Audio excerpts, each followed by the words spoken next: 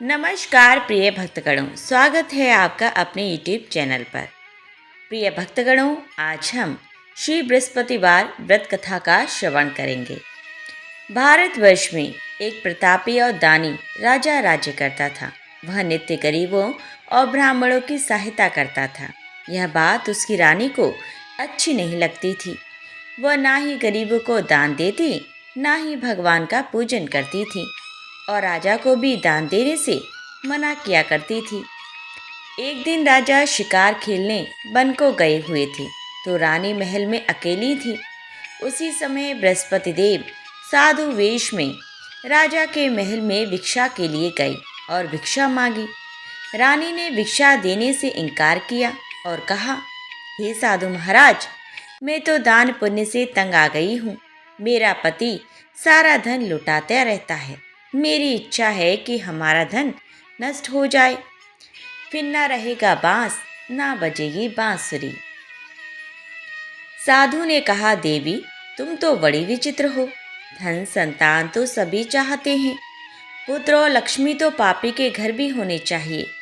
यदि तुम्हारे पास अधिक धन है तो भूखों को भोजन दो, प्यासों के लिए प्याऊ बनवाओ, मुसाफिरों के लिए धर्मशालाएं खुलवाओ। जो निर्धन अपनी कुंवारी कन्याओं का विवाह नहीं कर सकते, उनका विवाह करा दो। ऐसे और कई काम हैं जिनके करने से तुम्हारा यश लोक परलोक में फैलेगा। परंतु रानी पर उपदेश का कोई प्रभाव ना पड़ा। वह बोली, महाराज, आप मुझे कुछ ना समझाएं। मैं ऐसा धन नहीं चाहती जो हर जगह बांटती फिरूं। साधु ने उत्तर दिया, यदि तुम्हारी ऐसी इच्छा है तो तथास्तु। तुम ऐसा करना कि बृहस्पतिवार को घर लीपकर पीली मिट्टी से अपना सिर धोकर स्नान करना, भट्टी चढ़ाकर कपड़े धोना। ऐसा करने से आपका सारा धन नष्ट हो जाएगा। इतना कहकर वह साधु महाराज वहाँ से आलोप हो गए। साधु के अनुसार कई बातों को पूरा करते हुए रानी को केवल 3 बृहस्पतिवार ही बीते थे कि उसकी समस्त धन संपत्ति नष्ट हो गई।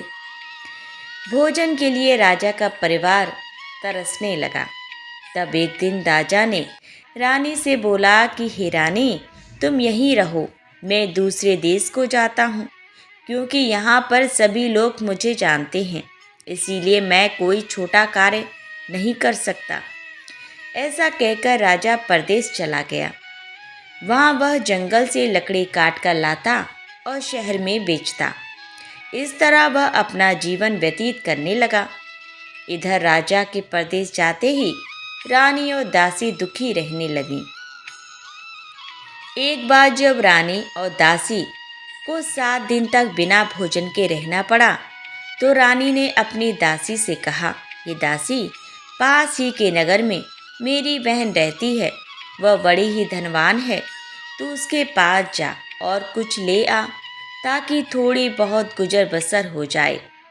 दासी रानी की बहन के पास गई। उस दिन गुरुवार था और रानी की बहन उस समय बृहस्पतिवार व्रत की कथा सुन रही थी।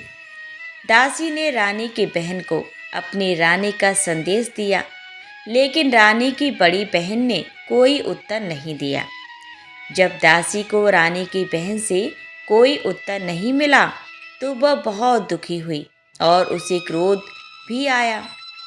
दासी ने वापस आकर रानी को सारी बात बता दी।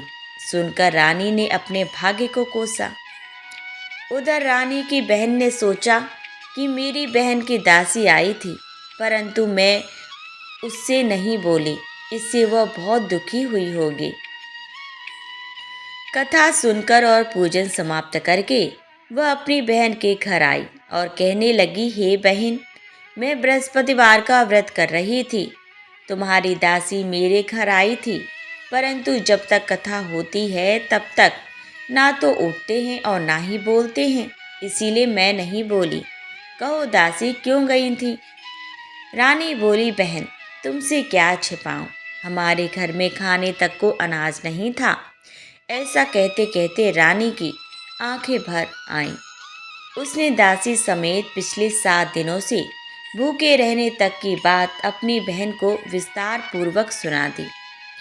रानी की बहन बोली, देखो बहन, भगवान बृहस्पति देव सबकी मनोकामना को पूर्ण करते हैं। देखो, शायद तुम्हारे घर में अनाज रखा हो। पहले तो रानी को विश्वास नहीं हुआ, पर बहन के आग्रह करने पर उसने अपनी दासी को अंदर भेजा तो उसे सचमुच अनाज से भरा एक घड़ा मिल गया। यह देखकर दासी को बड़ी हैरानी हुई। दासी रानी से कहने लगी, हे रानी, जब हमको भोजन नहीं मिलता तो हम व्रत ही तो करते हैं, इसीलिए क्यों ना इनसे व्रत और कथा की विधि पूछ ली जाए ताकि हम भी व्रत कर सकें। तब रानी ने अपनी बहन से बृहस्पतिवार व्रत के बारे में पूछा। उसकी बहन ने बताया, बृहस्पतिवार के व्रत में चने की दाल और मुनक्का से विष्णु भगवान का केले की जड़ में पूजन करें तथा दीपक जलाएं, व्रत कथा सुने और पीला भोजन ही करें। इससे बृहस्पति देव प्रसन्न होते हैं। व्रत और पूजन विधि बताकर रानी की बहन अपने घर को लौट गई। 7 दिन के बाद जब गुरुवार आया तो रानी और दासी ने व्रत रखा। गुड़ साल में जाकर चना और गुड़ लेकर आई, फिर उससे केले की जड़ तथा विष्णु भगवान का पूजन किया। अब पीला भोजन कहाँ से आए, इस बात को लेकर दोनों बहुत दुखी थे। चूँकि उन्होंने व्रत रखा था, इसीलिए बृहस्पति देव उनसे प्रसन्न थे। इसीलिए वे एक साधारण व्यक्ति का रूप धारण कर 2 थालों में सुंदर पीला भोजन दासी को दे गए। भोजन पाकर दासी प्रसन्न हुई और फिर रानी के साथ मिलकर भोजन ग्रहण किया। उसके बाद वे सभी गुरुवार को व्रत और पूजन करने लगे। बृहस्पति भगवान की कृपा से उनके पास फिर से धन संपत्ति आ गई, परंतु रानी फिर से पहले की तरह आलस्य करने लगी। तब दासी बोली, देखो रानी, तुम पहले भी इस प्रकार आलस्य करती थी। तुम्हें धन रखने में कष्ट होता था, इस कारण सभी धन नष्ट हो गया, और अब जब भगवान बृहस्पति की कृपा से धन मिला है तो तुम्हें फिर से आलस्य होता है। रानी को समझाते हुए दासी कहती है कि बड़ी मुसीबतों के बाद हमने यह धन पाया है, इसीलिए हमें दान पुण्य करना चाहिए, भूखे मनुष्यों को भोजन कराना चाहिए और धन को शुभ कार्यों में खर्च करना चाहिए, जिससे तुम्हारे कुल का यश बढ़ेगा, स्वर्ग की प्राप्ति होगी और पितृ प्रसन्न होंगे। दासी की बात मानकर रानी अपना धन शुभ कार्यों में खर्च करने लगी, जिससे पूरे नगर में उसका यश फैलने लगा। एक दिन राजा दुखी होकर जंगल में एक पेड़ के नीचे आसन जमाकर बैठ गया। वह अपनी दशा को याद करके व्याकुल होने लगा। बृहस्पतिवार का दिन था। एकाएक उसने देखा कि निर्जन वन में एक साधु प्रकट हुए। वह साधु वेश में स्वयं बृहस्पति देवता थे। लकड़हारे के सामने आकर बोले, हे लकड़हारे, इन सुनसान जंगल में तू चिंता मग्न क्यों बैठा है? लकड़हारे ने दोनों हाथ जोड़कर प्रणाम किया और उत्तर दिया, महात्मा जी, आप सब कुछ जानते हैं, मैं क्या कहूँ। यह कहकर रोने लगा और साधु को अपनी आत्मकथा सुनाई। महात्मा जी ने कहा, तुम्हारी स्त्री ने बृहस्पति के दिन बृहस्पति भगवान का निरादर किया है, जिसके कारण रुष्ट होकर उन्होंने तुम्हारी यह दशा कर दी। अब तुम चिंता को दूर करके मेरे कहने पर चलो तो तुम्हारे सब कष्ट दूर हो जाएंगे और भगवान पहले से भी अधिक संपत्ति देंगे। तुम बृहस्पति के दिन कथा किया करो। 2 पैसे के चने मुनक्का लाकर उसका प्रसाद बनाओ और शुद्ध जल से लोटे में शक्कर मिलाकर अमृत तैयार करो। कथा के पश्चात अपने सारे परिवार और सुनने वाले प्रेमियों में अमृत व प्रसाद बांटकर आप भी ग्रहण करो। ऐसा करने से भगवान तुम्हारी सब मनोकामनाएं पूरी करेंगे। साधु के ऐसे वचन सुनकर लकड़हारा बोला, हे प्रभु, मुझे लकड़ी बेचकर इतना पैसा नहीं मिलता जिससे भोजन के उपरांत कुछ बचा सकूं। मैंने रात्रि में अपनी स्त्री को व्याकुल देखा है। मेरे पास कुछ भी नहीं जिससे मैं उसकी खबर मंगा सकूं। साधु ने कहा, हे लकड़हारे, तुम किसी बात की चिंता मत करो। बृहस्पति के दिन तुम रोजाना की तरह लकड़ियाँ लेकर शहर को जाओ। तुमको रोज से दुगना धन प्राप्त होगा, जिससे तुम भली भांति भोजन कर लोगे तथा बृहस्पति देव की पूजा का सामान भी आ जाएगा। इतना कहकर साधु अंतर ध्यान हो गए। धीरे धीरे समय व्यतीत होने पर फिर वही बृहस्पतिवार का दिन आया। लकड़हारा जंगल से लकड़ी काटकर किसी शहर में बेचने गया। उसे उस दिन और दिन से अधिक पैसा मिला। राजा ने चना गुड़ आदि लाकर गुरुवार का व्रत किया। उस दिन से उसके सभी क्लेश दूर हुए। परंतु जब दोबारा गुरुवार का दिन आया तो बृहस्पतिवार का व्रत करना भूल गया। इस कारण बृहस्पति भगवान नाराज हो गए। उस दिन उस नगर के राजा ने विशाल यज्ञ का आयोजन किया तथा शहर में यह घोषणा करा दी कि कोई भी मनुष्य अपने घर में भोजन ना बनवावे, ना आग जलावे। समस्त जनता मेरे यहाँ भोजन करने आवे। इस आज्ञा को जो ना मानेगा उसे फांसी की सजा दी जाएगी। इस तरह की घोषणा संपूर्ण नगर में करवा दी गई। राजा की आज्ञा अनुसार शहर के सभी लोग भोजन करने गए, लेकिन लकड़हारा कुछ देर से पहुंचा। इसीलिए राजा उसको अपने साथ घर लिवा ले गए और ले जाकर भोजन करा रहे थे तो रानी की दृष्टि उस खूंटी पर पड़ी जिस पर उसका हार लटका हुआ था। वह वहां पर दिखाई नहीं दिया। रानी ने निश्चय किया कि मेरा हार इस मनुष्य ने चुरा लिया है। उसी समय सिपाहियों को बुलाकर उसको कारागार में डलवा दिया।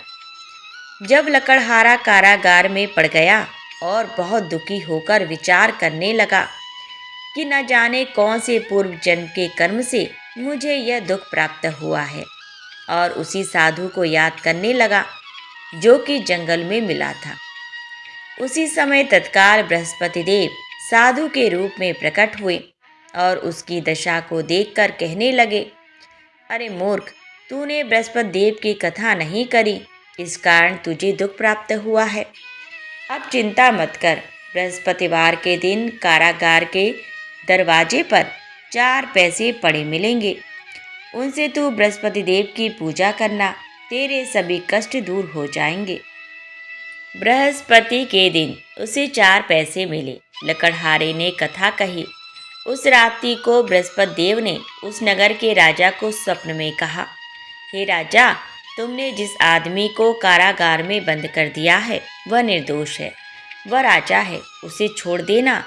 रानी का हार उसी खूंटी पर लटका है। अगर तू ऐसा नहीं करेगा तो मैं तेरे राज्य को नष्ट कर दूंगा।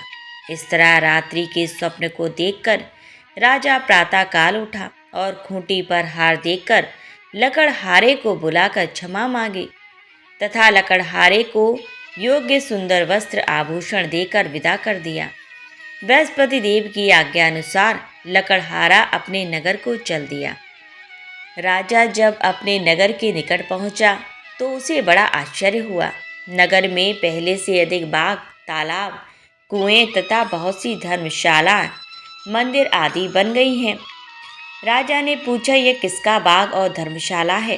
तब नगर के सब लोग कहने लगे, यह सब रानी और बांदी के हैं। तो राजा को आश्चर्य हुआ और गुस्सा भी आया। जब रानी ने यह खबर सुनी कि राजा आ रहे हैं तो उन्होंने बांदी से कहा कि हे दासी, देख, राजा हमको कितनी बुरी हालत में छोड़ गई थी। हमारी ऐसी हालत देखकर वह लौट न जाएं, इसीलिए तू दरवाजे पर खड़ी हो जा। आज्ञा अनुसार दासी दरवाजे पर खड़ी हो गई। राजा आए तो उन्हें अपने साथ लिवा लाई। तब राजा ने क्रोध करके अपनी रानी से पूछा कि यह धन तुम्हें कैसे प्राप्त हुआ है?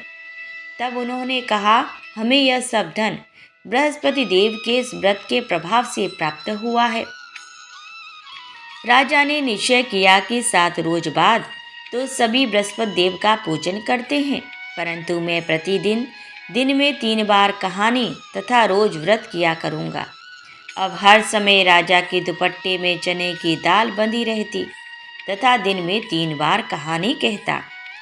एक रोज राजा ने विचार किया कि चलो अपनी बहन के यहाँ हो आवे। इस तरह निश्चय कर राजा घोड़े पर सवार हो अपनी बहन के यहाँ को चलने लगा। मार्ग में उसने देखा कि कुछ आदमी एक मुर्दे को लिए जा रहे हैं। उन्हें रोककर राजा कहने लगा, अरे भाइयों, मेरी बृहस्पति देव की कथा सुन लो। वे बोले, लो, हमारा तो आदमी मर गया है, इसको अपनी कथा की पड़ी है। परंतु कुछ आदमी बोले, अच्छा कहो, हम तुम्हारी कथा भी सुनेंगे। राजा ने दाल निकाली और जब कथा आदि हुई थी कि मुर्दा हिलने लग गया, और जब कथा समाप्त हो गई तो राम राम करके मनुष्य उठकर खड़ा हो गया। आगे मार्ग में उसे एक किसान खेत में हल चलाता मिला। राजा ने उसे देखा और उससे बोला, अरे भैया, तुम मेरी बृहस्पतिवार की कथा सुन लो। किसान बोला, जब तक मैं तेरी कथा सुनूंगा तब तक 4 हरैया जोत लूँगा। जा अपनी कथा और किसी को सुनाना। इस तरह राजा आगे चलने लगा। राजा के हटते ही बैल पछाड़ खाकर गिर गई तथा किसान के पेट में बड़ी जोर का दर्द होने लगा। उस समय उसकी माँ रोटी लेकर आई। उसने जब यह देखा तो अपने पुत्र से सब हाल पूछा और बेटे ने सभी हाल कह दिया। तो बुढ़िया दौड़ी दौड़ी उस घुड़सवार के पास गई और उसे बोली कि मैं तेरी कथा सुनूंगी, तू अपनी कथा मेरे खेत पर चलकर ही कहना।